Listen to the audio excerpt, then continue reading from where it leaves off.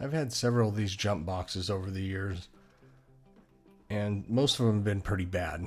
When I first bought this one, it went bad within the first month I had it, and I sent it back to the company.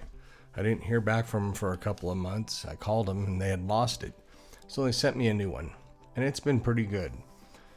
I like the ones that have a built-in inverter. I use it for testing and working on RV ice makers when I winterize them, de-winterize them, amongst other things. But that's my primary use for the inverter.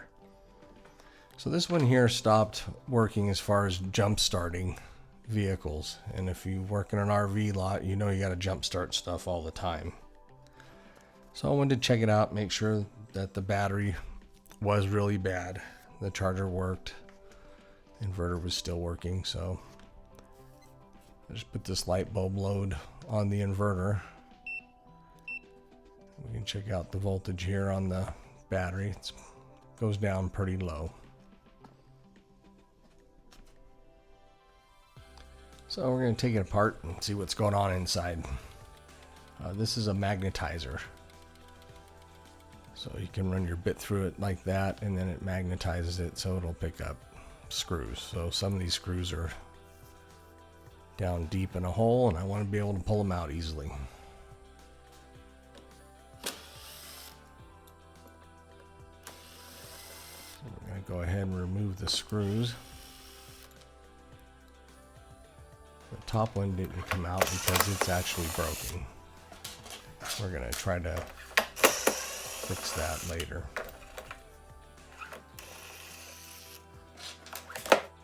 So whenever I pull screws or bolts out of something, I put them in order, some kind of order, so I know where they go when I have to put this back together. So you have different length screws, make sure they go back in the right spot. So when I got it open, I saw it was a Duracell battery. I like Duracell batteries fine. I looked online, couldn't find really a direct replacement for it, and I thought I'll just go locally and get one. And they had one down at Batteries and Bulbs. It's one of my favorite stores. I don't mind going there at all. They're very helpful. They usually have what I need. When they don't have it, I get it within a day or two. So I went in there and had a great experience once again.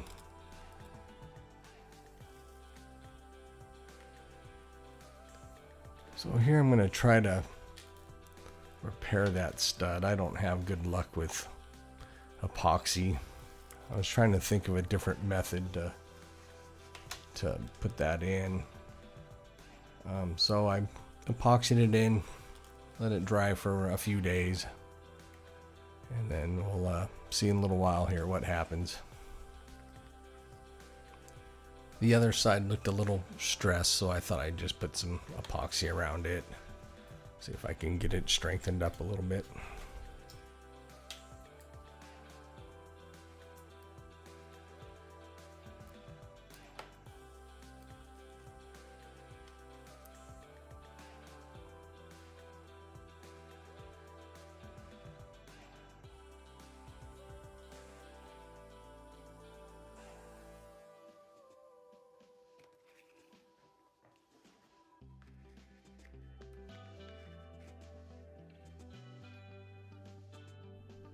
So here we've got the new battery. We're going to install that. Typically when I'm hooking up batteries, you're going to put the bigger loads closer to the stud on the battery. So the bigger wires would be closer to the battery, and then your smaller wires would go on the outside. I noticed earlier when I took this off that they had them split, the two small wires on one side of the post and the big wire on the other side of the post. So I came back later and made that adjustment. So this isn't sped up at all. This is actually how fast I can do a ratchet.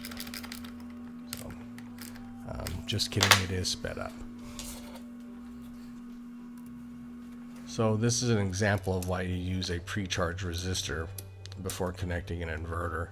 I had one sitting a couple feet away and just forgot about it, but you'll see it startled me a little bit. Nothing happened, but normally I use a pre-charge resistor before I connect an inverter.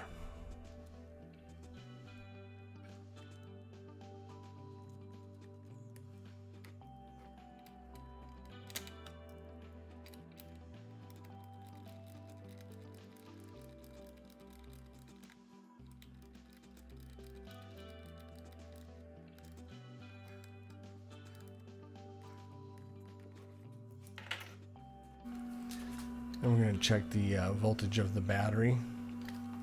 And we'll plug in the charge circuit and check the voltage once again. We'll see that it's different in that it is slowly going up.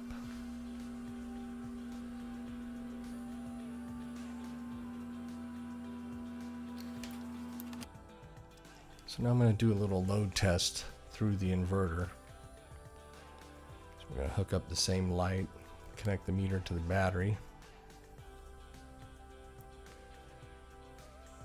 Turn on the inverter. You can see before it was 11 something volts, 11.8 I think it was, and this one's staying above 12.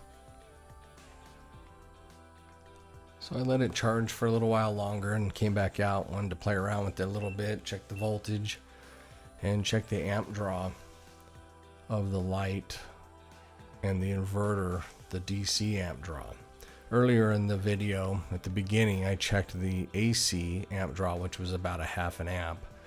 A lot of times you can just multiply that by 10 and you'll get your DC amp draw at the battery. So as you can see here, when I turn that on, we got 5 amps. So it's about times 10 when you want to calculate that. And now we're at the point where we can put the case back on.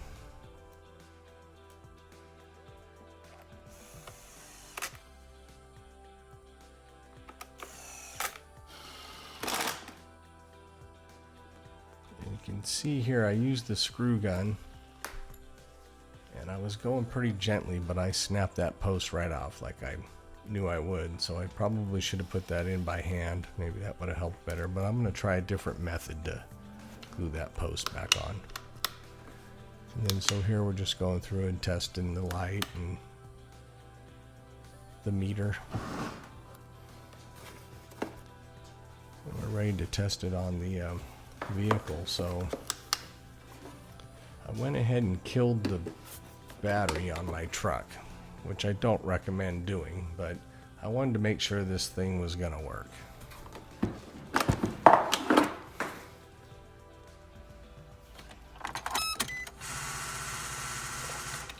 here you can see the truck won't start, so I hooked the battery pack up.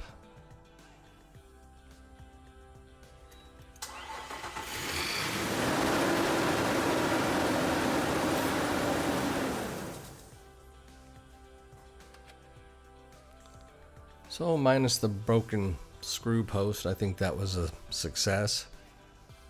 If you got one of these jump packs that's not working, just make sure your charge circuit's okay, and you probably just have a bad battery. So you can see it's pretty easy to do. So thanks for watching.